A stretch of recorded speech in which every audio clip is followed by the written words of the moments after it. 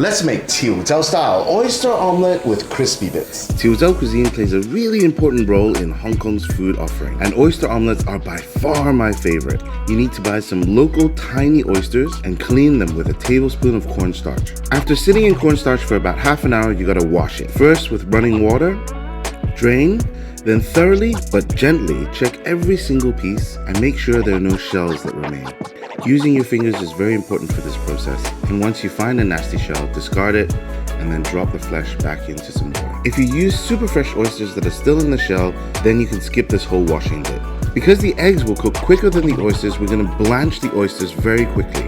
Boil some water, switch off the heat, drop the oysters in and let them sit in there for about 30 seconds. Then you can drain them from the hot water, and then we're going to proceed to marinating them with some white pepper and some seasoned soy sauce for seafood.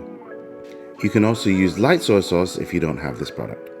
Give that a gentle mix and then set it aside. This recipe is super easy, but it's also super special because we're going to add some crunch into our omelette.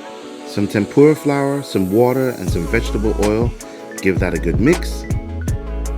Heat some vegetable oil in your pan, and using the whisk, drip the tempura batter into the oil. The result is some really nice crunchy and crispy pieces of tempura batter. You can now drain these from the oil and set it aside.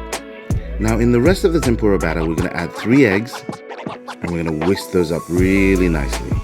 Mix the egg mixture with the oysters. Make sure they incorporate well.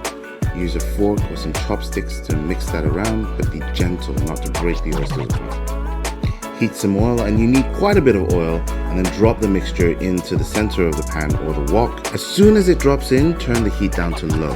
This will allow the omelette to cook without burning the middle. Using your chopsticks, you can move the mixture a little bit around so that it cooks evenly. After about 30 seconds, you can drop the crispy tempura bits onto the omelette. Man, this omelette's gonna be so good. Then gently tip some egg mixture back onto the omelette. This will help stick the whole omelette together. And when the eggs start cooking on the sides, move it around a little bit and wait for the perfect moment to flip the omelette. Flipping the omelette does take skills, so feel free to flip it in pieces, bit by bit. So long as it all comes together on the plate, you're gonna be totally fine. I've added some fresh coriander, and it needs a splash of fish sauce. And I found this amazing fish sauce that's actually made out of pineapples. Super interesting flavor with a refreshing fruity finish. With just a small amount of effort, you get this beautiful dish. And it goes absolutely best with steamed rice. All right, here we go. Cheers.